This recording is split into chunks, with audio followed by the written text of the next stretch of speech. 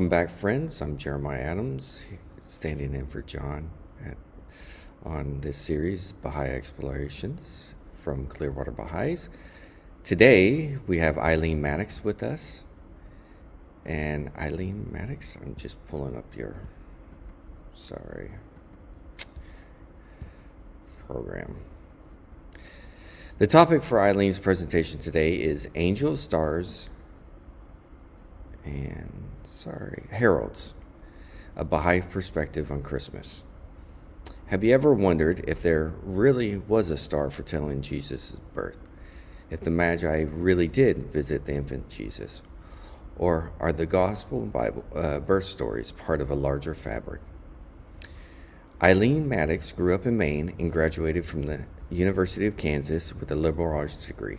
She was a seeker half her life until she discovered and embraced the Baha'i faith. When first introduced to the Baha'i faith, she was seized by the fact that God has always been active in human history, that he had sent many prophets of God to educate humanity.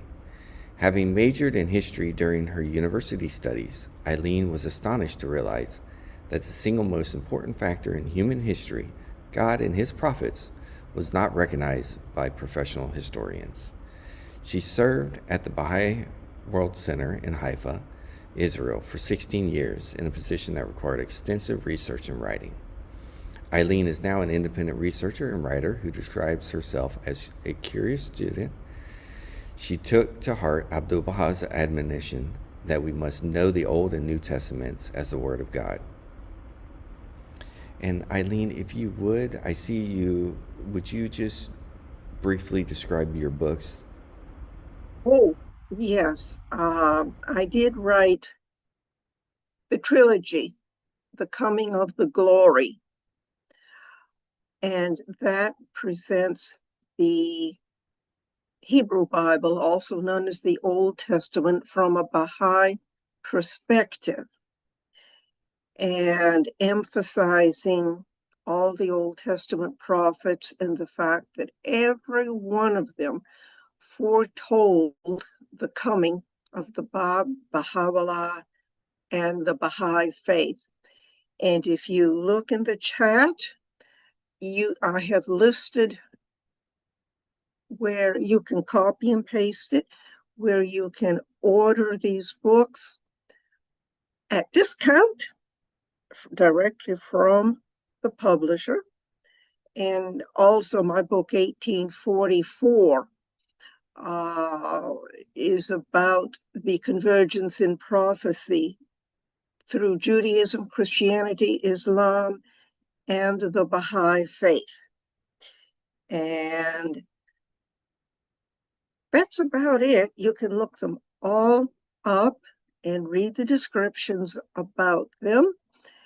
And I'm really glad to be here this morning. It's been a long time since I've been on Clearwater, but I do have some projects lined up. So this is just one more in a line that I have up here in my head, but I still have to make it reality with a script and PowerPoint, but more on that later.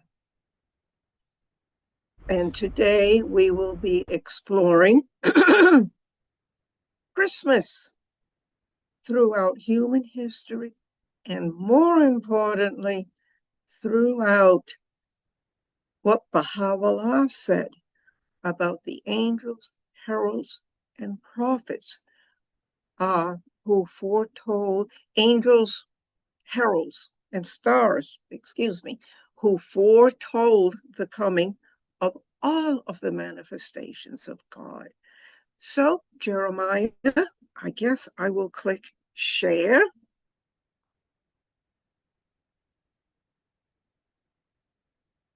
And I will click on this.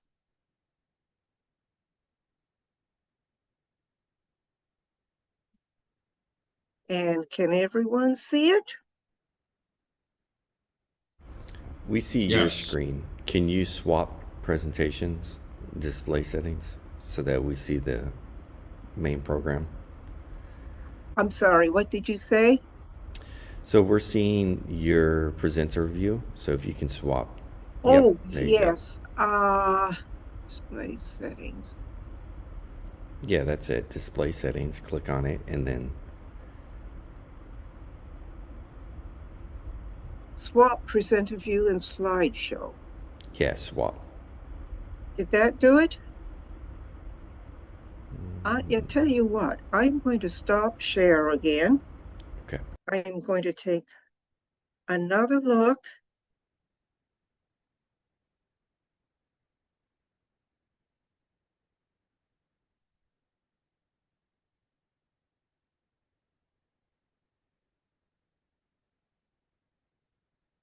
This is the one.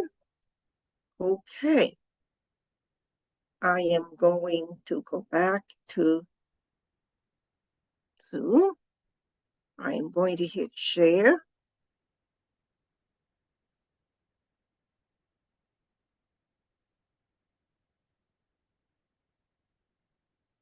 Slideshow.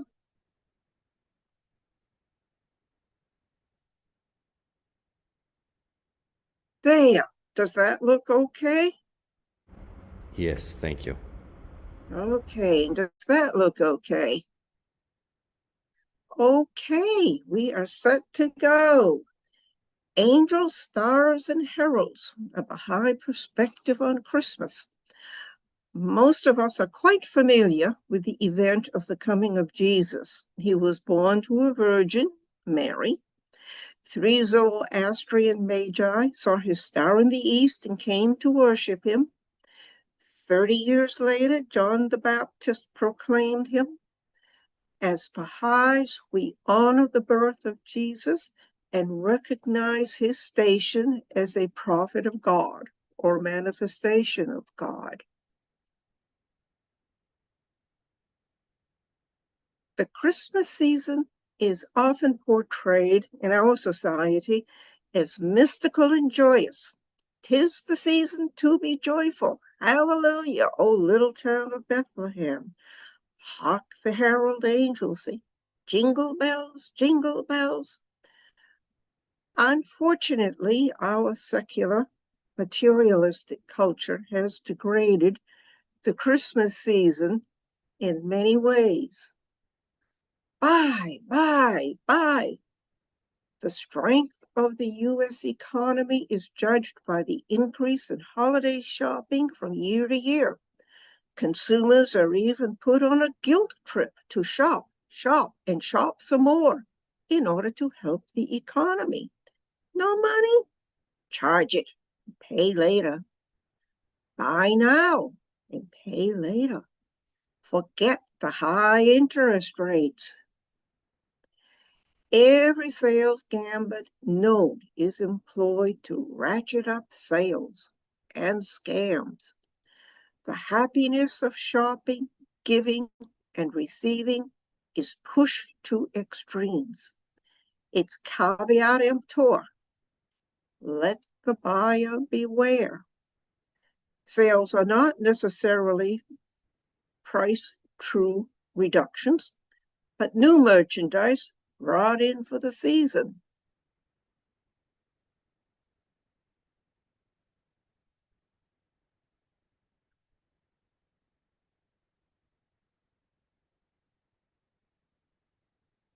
An idealized picture of the holidays can also launch a guilt trip that prompts frenetic preparations to create a perfect Christmas celebration. But there is also a downside of seasonal affective disorder and depression. 2 years ago, the American Psychological Association published data about stress levels during the holiday season. Summarized, it states that 41% of adults experienced increases in stress, with 52% reporting no change in stress levels and 7% reporting a decrease. The stressors included holiday shopping, too much to do, loneliness, pressure to do everything right, substance abuse issues, family conflicts, and travel. Advice columnists publish a lot of letters and responses about problems during the holidays. Let's leave behind the hustle and bustle of today's version of the celebration of the birth of Jesus, at least the secular version, and explore what the Baha'i writings and other sacred texts say about the advent of these exalted beings, the manifestations of God. Baha'u'llah explained the signs and terms used for the appearances of the prophets of God. By heaven is meant the visible heaven. Heaven of justice shall be made manifest, and the ark of divine guidance shall sail upon the sea of glory. A star will appear in the heaven, heralding unto its people the advent of that most great light. In like manner, in the invisible heaven, a star shall be made manifest, who unto the peoples of the earth shall act as a harbinger of the break of that true and exalted morn.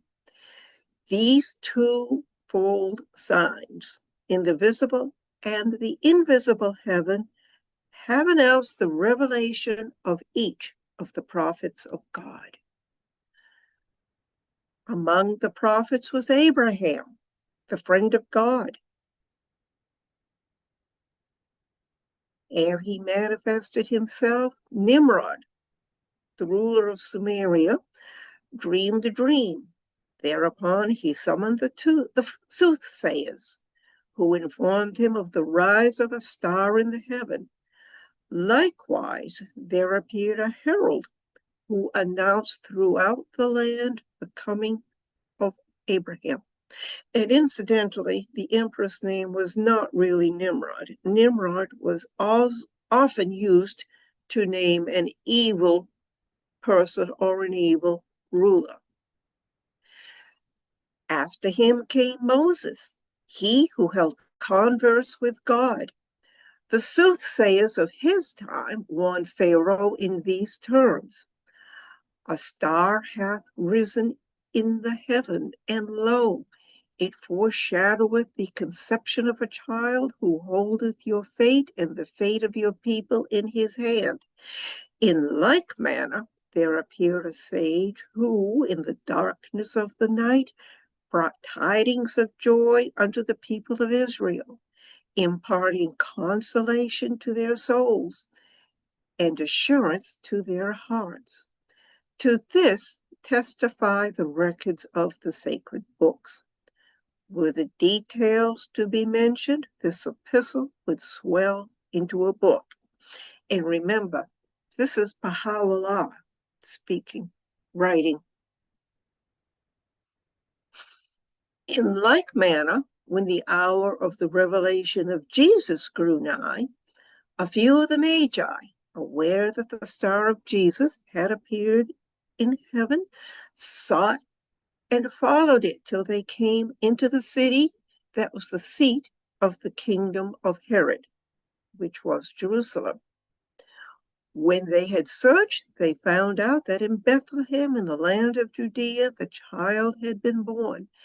This was the sign that was manifested in the visible heaven. As to the sign in the invisible heaven, the heaven of divine knowledge and understanding, it was Yahya, John, son of Zachariah, who gave unto the people the tidings of the manifestation of Jesus, even as he hath revealed. God announced Yahya to thee, who shall bear witness unto the word from God, and the great one and chaste. By the term word is meant Jesus, whose coming Yahya foretold. Moreover, in the heavenly scriptures it is written, John the Baptist was preaching in the wilderness of Judea and saying, repent ye, for the kingdom of heaven is at hand.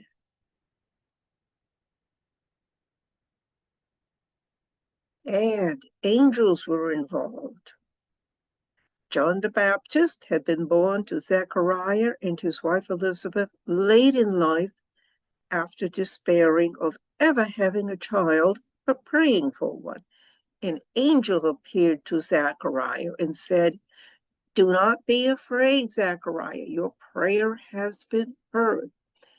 Zechariah asked the angel, "How can I be sure of this? I am an old man and my wife is well along in years." The angel answered, "I am Gabriel. I stand in the presence of God, and I have been sent to speak to you and to give you this good news." And 6 months later, God sent the angel Gabriel to Nazareth, a town in Galilee, to a virgin pledged to be married to a man named Joseph, a descendant of David. The virgin's name was Mary. The angel went to her and said, "Greetings, you who are highly favored. The Lord is with you." Mary was greatly troubled, but the angel said to her, "Do not be afraid, Mary. You have found favor with God." And incidentally, it was the angel Gabriel who was with Muhammad evidently throughout his ministry. The Hebrew prophet Micah had foreseen the coming of Jesus. "But you, Bethlehem Ephratah, though you are small among the clans of Judah, out of you will come for me one who will be ruler over Israel, whose origins are from of old, from ancient times.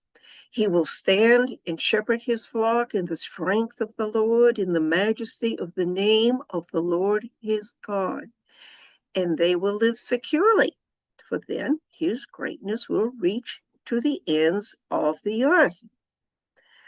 Bethlehem Ephratah represents not just a physical location, the town of Bethlehem, but also embodies spiritual blessings such as fruitfulness, transformation, and the fulfillment of God's promises. When the Magi had asked in Jerusalem, the seat of Herod's kingdom, about the child, they were told, "In Bethlehem, Judea," they replied, "for this is what the prophet has written," referring to Micah. "But you, Bethlehem, in the land of Judah, are by no means least among the rulers of Judah, for out of you will come a ruler who will shepherd my people Israel." Herod was most disturbed and asked the Magi to tell him where the baby was so that he too could worship him. But the Magi were not fooled. The Magi brought very practical gifts for the infant Jesus and for his parents. Well, Mary was his parent, but also for Joseph, their protector. Frankincense and myrrh have been used in traditional medicine for millennia. They are rosins and used in aromatherapy. They are anti-inflammatory, antiviral, antibacterial, antifungal, antiseptic, and anti-tumor, and they relieve neurological pain. The gold would cover the expense of living 2 years in Egypt, while Herod's soldiers sought out all male children under 2 years old to kill them. This is the earliest surviving portrait of the Magi. It appears above an arch in the Catacomb of Priscilla in Rome, dated to the mid-3rd century. The early Christians didn't understand the Magi because they had little to no knowledge of the Zoroastrians of Persia. The early Christians thought that maybe the Magi left Bethlehem by a different route to represent that they were turning against pagan practices. But no, The Zoroastrians were monotheistic. They had recognized the signs of the next coming, and they were avoiding Herod on their trip home. How did the celebration of Jesus' birth, Christmas, develop? For millennia, people living in the north celebrated the winter solstice in a variety of ways, including beseeching the gods for the return of the sun. In the Roman Empire, there was the Saturnalia in honor of Saturn, who was the primary god in Roman paganism and was the god of time, wealth, liberation, and agriculture. Saturnalia was ancient Rome's most popular midwinter festival, honoring Saturn from December 17th for about a week, marked by feasting, gift-giving, and festive decorations with wreaths and greenery. The top right picture shows how Saturn's temple looked 2,000 years ago, and below are the ruins of his temple today.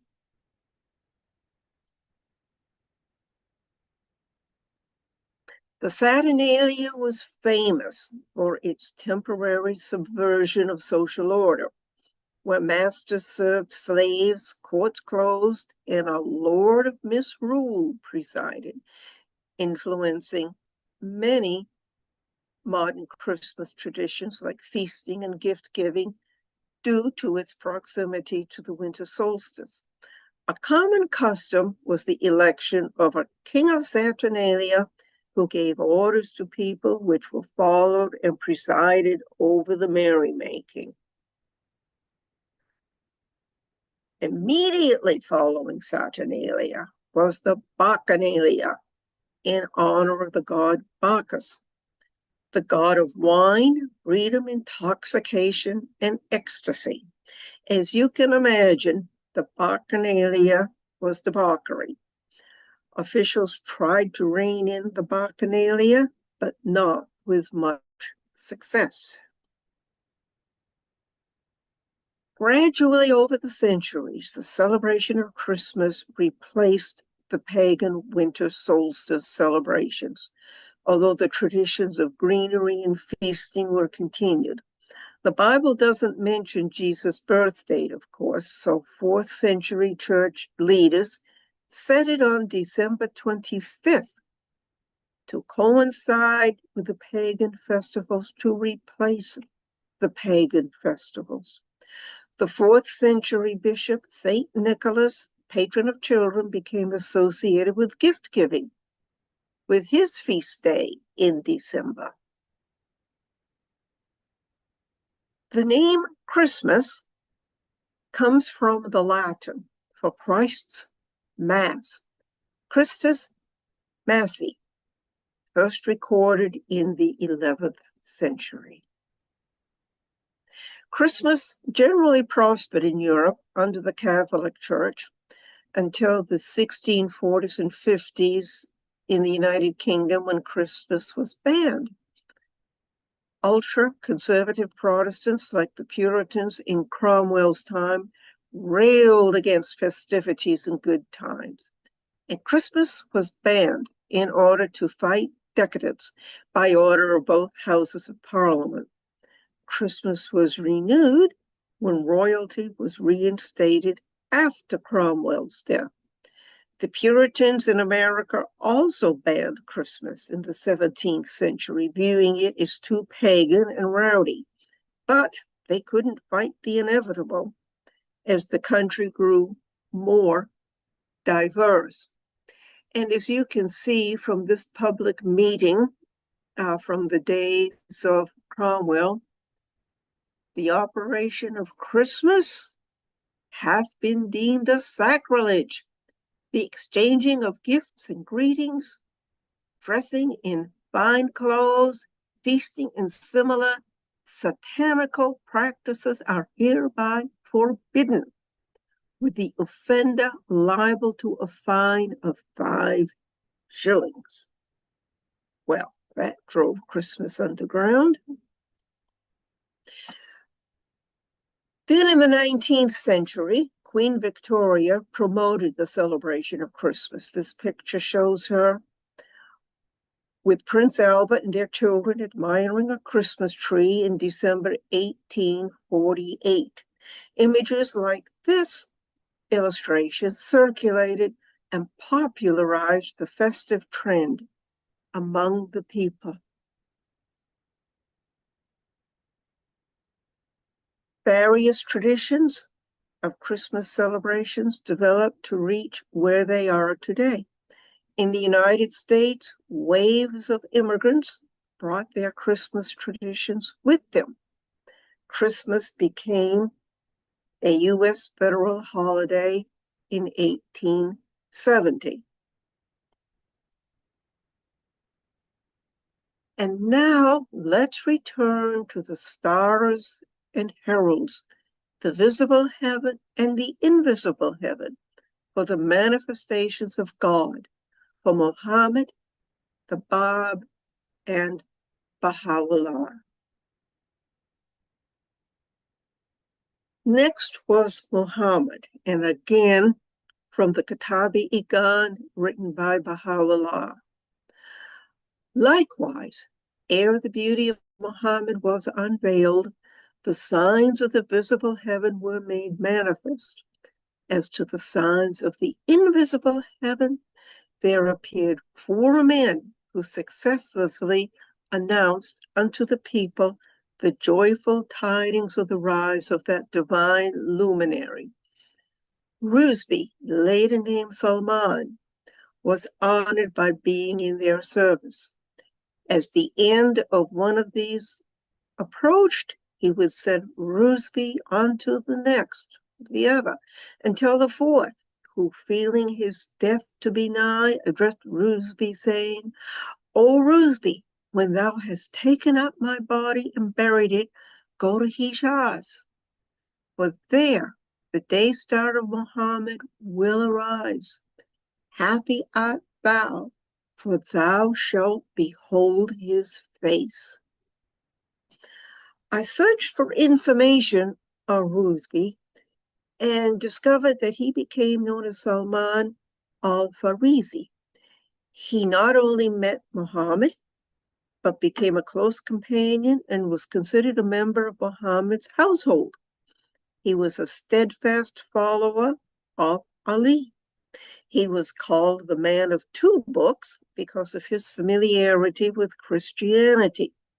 Salman is credited with the first translation of the Quran into Persian. And for the Baha'i and Baha'i faiths, there were 2 stars and 2 heralds.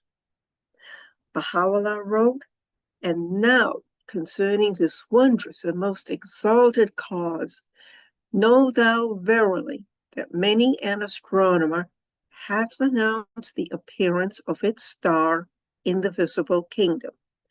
Likewise, there appeared on earth Ahmad and Khazin, whose twin resplendent lights may God sanctify their resting place. Sayyid Kazim and Sheikh Ahmad were 2 Shia Persian clerics who, in the 1830s and 40s, knew that the coming of the Promised One, as prophesied in the Quran, was imminent. Sayyid Kazim gave his students and follows a description of him who would later be called the Bab. He is of noble lineage. He is a descendant of the prophet of God, of the family of Hashim.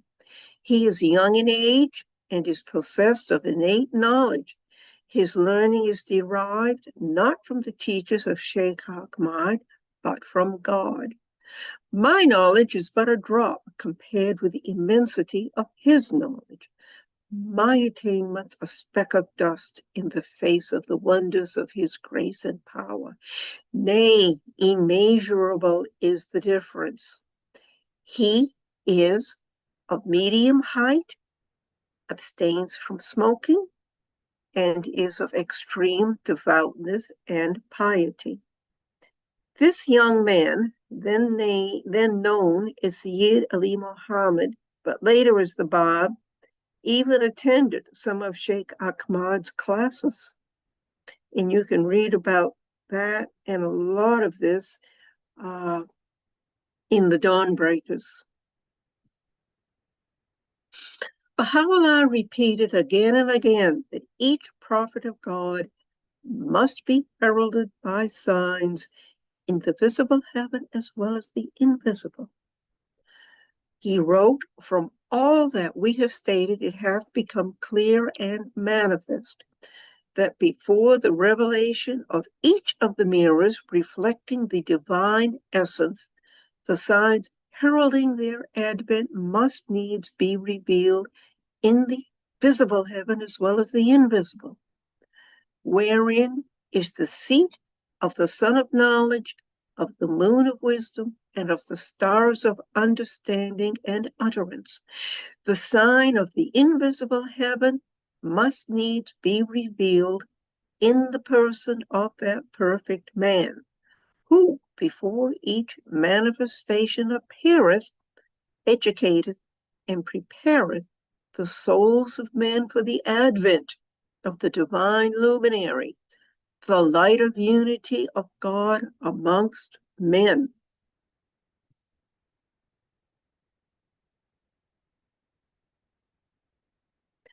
What were the signs in the visible heaven for the Bab and Baha'u'llah? William Sears, a hand of the cause of God, wrote about these in his book, Thief in the Night. He wrote about how in 1843, a great comet with an extremely long tail streaked across the heavens 1 year before the declaration of the Bab. It had passed very close to the sun and became very bright as a result. This comet was mostly seen in the hemisphere for 2 months. Here is a drawing of the comet as seen from Tasmania, which is right across the water from Australia. Now unfolds an amazing true story, which is confirmed in astronomical records, the records of astronomy over the years. This comet, named Biela, of the Jupiter family, had been discovered in 1772, and it appeared every 6.6 years. It was also observed to be one comet alone. In the 19th century, Biela's comet was the only comet known to intersect the Earth's orbit, which made it of particular interest, both to astronomers and the public. In 1845, when Biela's comet reappeared on time, it had split in two. Binary comets are rare in astronomical records. This split is confirmed in many astrological records. The division of the comet put forth no tail while it split and attained binary status. But it was not the event itself that was so remarkable, but its timing. What was happening in late 1845 and 1846? The Bab and Baha'u'llah were in correspondence with each other. The two comets returned in August 1852. This was the very month and year in which Baha'u'llah was cast into an underground prison in Tehran, the Seal Shah, Strangely enough, at the time of the reappearance of the twin comets in 1852, one half had receded far into the background. The other half, though in a parallel orbit, now dominated the scene. Just so had the Bab, the Herald of Baha'u'llah, finished his mission, and he had been executed, of course, as we know.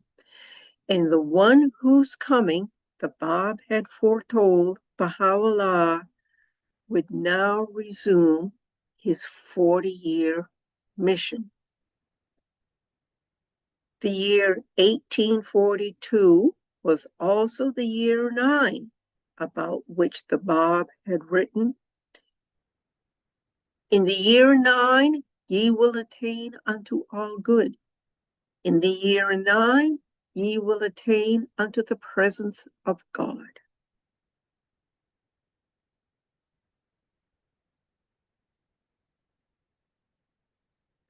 Biela did not reappear as either one or two comets in 1859 or 1866. At the next 6.6 year intervals in 1872, the comets again were not found in the place where they should have been. But that place was occupied by a swarm of millions of meteors, known as the Andromedid meteors. The Andromedid meteors mingled in one great shower of light and were a sign of the light of Baha'u'llah that would be shed over the whole earth. And interesting, it was in the late 1860s and early 70s that Baha'u'llah wrote to the kings and ecclesiastical rulers of his time. And that was his first outreach to the world. And here is a color lithograph from 1872 that depicts the Andromedid meteor shower. Lithography is a printing technique that was first developed in the late 18th century that allowed for more detailed and intricate designs.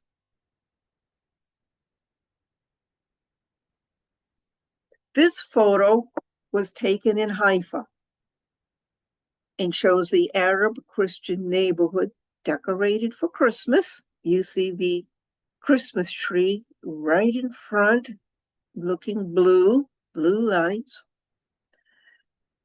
with the terraces and the shrine of the Bab at the top.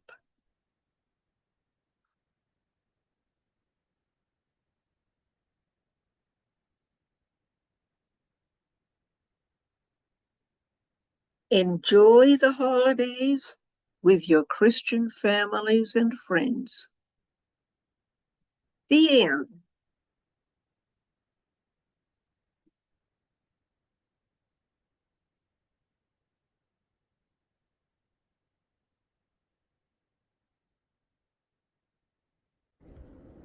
And now, if I can figure out.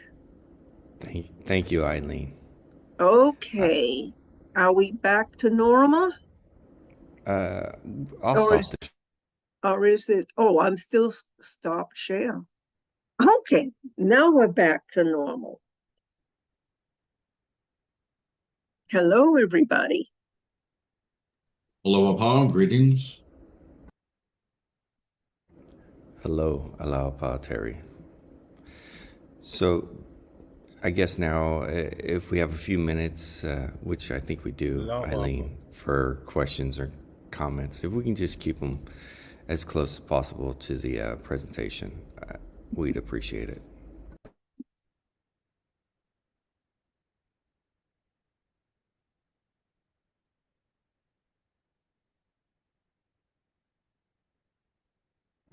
Yes, Terry. I've got one question. Have the astronomers been able to determine what actually represented the Star of David, or not the Star of David, but the Star of Bethlehem? Because I mean, I've heard some alternating theories of Yes, you Wonderful. will. I think the most prevalent was that it was a conjunction to the naked eye, to our eyes, a conjunction of two planets. The mystical response, which of course astronomers are not interested in, of course, would be that it was a special newly created sign in the heaven. And that would be my belief. But astronomers, to my knowledge, have not settled the matter. And it's something that anyone can explore online to see what various scientists have to say about it. All right, thank you very much.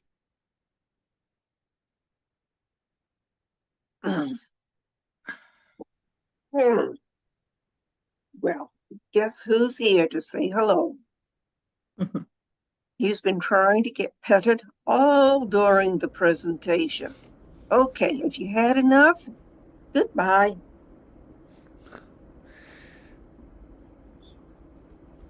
Yes, Tienka, please. Yeah, good evening. I'm from the Netherlands. I wonder how it is possible to interpret the signs in the of the stars to what is happening in the spiritual or religious history of mankind on Earth. Oh, wow, what a question. Well, my immediate response is I quoted exactly what Baha'u'llah wrote because I'm always safe when I do that. Can you expand a little bit on your question so that I can get more of a handle on it? Yeah, well, I think we can only observe what is happening in our view of the Mhm. of the sky and the around it, but we always are dependent upon information from God Himself to know what it means. So maybe that's how we can understand it. But that's the only way. Exactly. Yes. Exactly. I think you answered your question. All we can do is deepening and read the writings, deepen and read the writings. Gradually, so many mystical things do come together. Thank you for asking.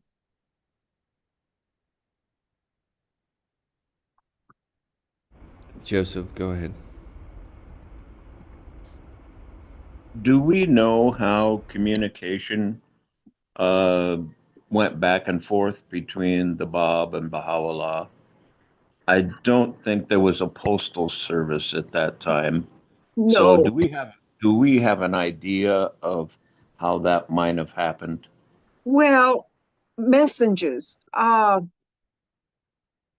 They were always travelers going here, there, and everywhere. And you gave your written messages to a trusted traveler, and he delivered it. All we know, really, as far as I know, or the best source for this, and that's the cat playing around again, is in the Dawnbreakers. Their correspondence is not what they wrote to it. Well, some of it. Go to the Dawnbreakers, and they will explain more of it. And of course, delivery took time. There were no overnight deliveries. There were no 2-day Amazon deliveries. Deliveries took as long as the traveler took. And throughout the mission of the Bab and Baha'u'llah, and that was the cat again, especially when Baha'u'llah was sending messages from Adurni over to Persia, those could take months. They could. Travel was not easy in those days. So I would like to just kind of ask a clarifying question to you, Eileen. You know, but weren't there instances of like what I would consider spiritual communion, not only between the Bab and Baha'u'llah, but like, I mean, to me, couldn't the stars themselves also be considered a spiritual communion between Mhm. Jesus and the Magi? I mean, I'm trying to understand just a little bit more. Maybe you can. Join the club. The signs in the visible and invisible heavens were for humanity. And now I'm going to tread on a little sacred ground and tread very, very carefully. I would assume, and that's only me speaking, that the Bab and Baha'u'llah communicated with each other, undoubtedly through dreams. And who knows? We can only conjecture. But when the incident happened, when they intended to meet in person, but that was derailed by, I think it was one of them being arrested and taken away. They probably both understood that it wasn't going to happen. But I'm only guessing, and I've got to be really careful when I guess at anything. We understand really so little of the mystical side of what happened during the ministries of the Bab and Baha'u'llah. For instance, twice the Bab was seen and documented as being in two places at once while he was supposedly imprisoned. Well, that's a mystical reality. It really happened.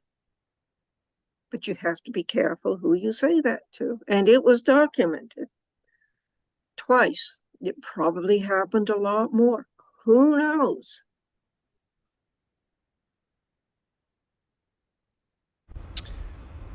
Sarah, you have your hand raised. Go ahead.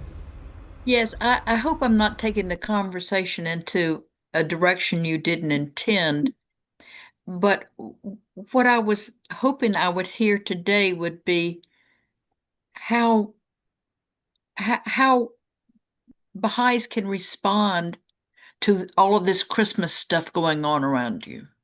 You know, Okay. like when people, say, "Oh, what are you doing for Christmas?" Things like that. Mhm. It's always a little difficult to, I don't want to just say, "Well, I don't celebrate Christmas," but Mhm. what do you think is appropriate? Well, you can simply say, I am a Baha'i, and open up that conversation Right. and say that Christmas is not a Baha'i holiday. And I think over the years, we have been urged to move away from, to a certain extent, from other religions' holidays. However, if a Jewish friend invites us to Seder, we are free to go. Right. If you're the only Baha'i in a Christian family, you are not to create problems by being standoffish. There's nothing wrong with giving gifts and feasting at Christmas. There is a lot wrong with getting totally caught up in the shopping spree and the materialistic aspect of Christmas. I stopped shopping for Christmas years ago. I'm from a Christian family, but there are still a couple of people in my life with whom I do exchange gifts in the spirit of this is a holiday season. It's moderation in all things. We do recognize Jesus, of course, as a manifestation of God. Therefore, to celebrate his advent is something that we are free to do, although we certainly have enough holidays of our own to keep track of and to observe. In other words, it's a good opening for introducing the Baha'i faith to someone. And as soon as you mention the Baha'i faith, they say, "What? What's that?"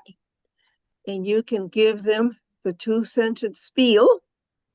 The Baha'i faith is the fourth of the Abrahamic religions: Judaism, Christianity, Islam, and the Baha'i faith. And there are cards that you can obtain from the distribution service in Wilmette that are excellent, just little cards. And they give the website people can go to. They have a nice saying on them.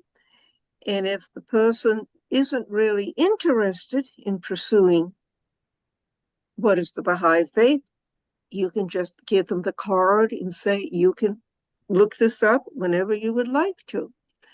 I was in my ophthalmologist's office a month ago getting my eyes tested. And he said, "Why do you spend so much time on screens?" And I said, "Well, I am a writer." "What do you write?" So I told him, "What's the Baha'i faith?" And I gave him my two-sentence spiel. And I gave him a card. And I said, "You could look that up online." He didn't show any interest in pursuing it further at that time. He was very busy with me in a professional appointment.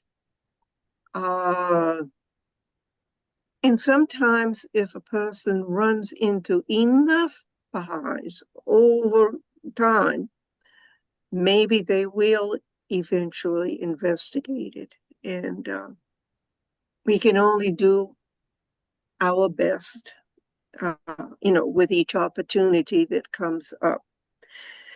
And I have a hope of my own, and I hope my hope is more than a fantasy, that when the geopolitical and the domestic problems get difficult enough, as the Baha'i writings have told us that they will, that suddenly people might recognize the Baha'i faith and want to wonder if it has answers.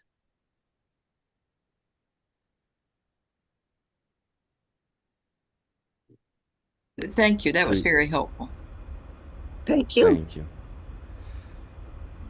So, Danica, you have your hand raised. So I guess one more question, and then it's not really a question, but it's more like I had a Baha'i friend, and she's a mother of children, and she said, when everybody has this Christmas tree with the lights and the balls and everything, they made little cards and beautiful stars from all the manifestations of God. So they made it the light coming back in the darkness, in the dark season. It's a nice symbol.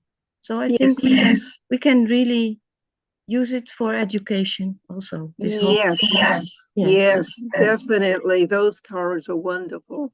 There are a lot of pass outs that we can just have on hand in our handbags or wherever, so that when we're on the spot and it seems like the right thing to do, we can just give them.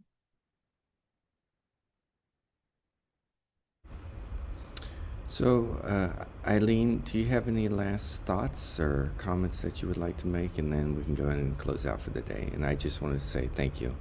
No, you're most welcome. Not really. It is, what would I say? A special time of year. and I hear the Christmas music all over. Well, I have a Christian background, so for me, it's a little different. It does bring back memories of truly magical Christmas celebrations when I was a child, and the organ music in the churches. But if you don't have that background, then it's going to be different. And if you're raising Baha'i children, you would not be encouraged to celebrate Christmas, except well, I won't go on any further with that. I was most taken with what Baha'u'llah said from the Kitabi Igan. And of course, I couldn't put all of it in this slideshow, but I would urge all of you to go to the Kitabi Igan and read in totality, read the whole of what he said on this subject. And those are my final words. Thank you, Eileen, and thank you everyone who joined this presentation. And I want to remind everybody, although I think I announced it at the beginning, give people a second to go on to chat, and you can cut and copy the information on ordering my books. And I do have an email list that I use to send out my newsletter from time to time. And my email address is also given in the chat. So if you want to do a quick cut and paste before Jeremiah pulls the plug on us, you may do so. It will remain in chat, so it will be there. And I'll also attach them to the description in the videos themselves, Eileen. Okay, good. Thank you. Goodbye, everybody.